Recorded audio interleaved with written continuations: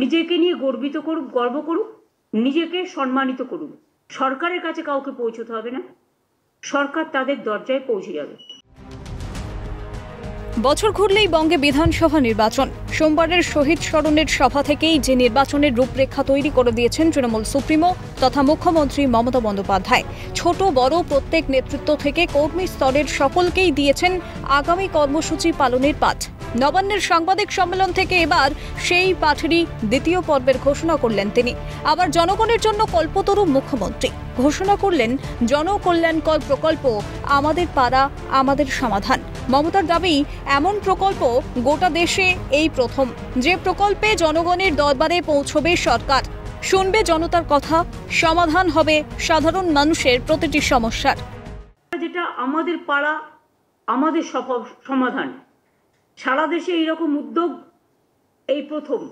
গ্রামে ছোট ছোট সমস্যা থাকে, সেটা আমাদের সরকারি অফিসাররা শুনবেন এবং তাদের একটা জায়গায় একত্রিত করবে। 3টে করে বুথ নিয়ে একটা সেন্টার হবে, একটা পাড়া হবে। এই প্রকল্পে 3টি করে বুথ নিয়ে হবে এক একটি সেন্টার। একদিন করে ক্যাম্প হবে পাড়ায় পাড়ায়। প্রত্যেকটা বুথে থাকবেন সরকারি আধিকারিকরা, যাদের কাছে সাধারণ মানুষ এসে গ্রামের সমস্যার কথা জানাবেন। সব কাজ হবে অনলাইন পোর্টালের মাধ্যমে স্বচ্ছতা মেনে।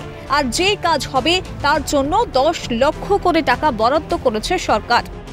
কাজই হবে স্বচ্ছতা বজায় রেখে, স্বচ্ছতা মেনে অনলাইন পোর্টালের মাধ্যমে, কিন্তু মানুষ নিজের সমস্যা নিজে জানাতে পারে। আমাদের অফিসাররা তাদের সাথে আলোচনা করবেন। 3টে বুথ নিয়ে একদিন করে ক্যাম্প হবে পাড়ায় পাড়ায়। এক একটা বুথের জন্য আমরা এর জন্য ছোট ছোট কাজ করার জন্য 10 লক্ষ টাকা করে স্যাংশন করব। এই প্রকল্প পরিচালনার জন্য আগামী দিনে গঠিত হবে টাস্ক ফোর্স, যার নেতৃত্বে থাকবেন মুখ্য সচিব মনোজ পান্ত। এইসব কাজের জন্য সংশ্লিষ্ট দপ্তর থেকে লোক নিয়েই এই টাস্ক ফোর্স হবে। কোথায় কি কাজ কিভাবে হচ্ছে তা এরাই মনিটরিং করবে, জানালেন মুখ্যমন্ত্রী। গোটা কর্মকাণ্ড পরিচালনার জন্য 8,000 কোটি টাকা খরচ হবে সরকারের। মুখ্যমন্ত্রীর অভিযোগ, রাজ্যের বকেয়া টাকা মেটাচ্ছে না কেন্দ্র, কিন্তু টাকার অভাবে জনগণের হাসি ম্লান হতে না দেওয়ার প্রতিশ্রুতি দিয়ে তিনি আবারও প্রমাণ করেছেন এই সরকার মা মাটি মানুষেরই সরকার।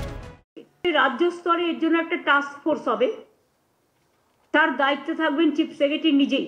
সেক্রেটারি ও অন্যান্য দপ্তরের ইম্পর্টেন্ট যারা এইসব কাজ রিলেটেড, তাদের নিয়ে চিফ সেক্রেটারি মাথায় থেকে একটা টাস্ক ফোর্স তৈরি করবেন।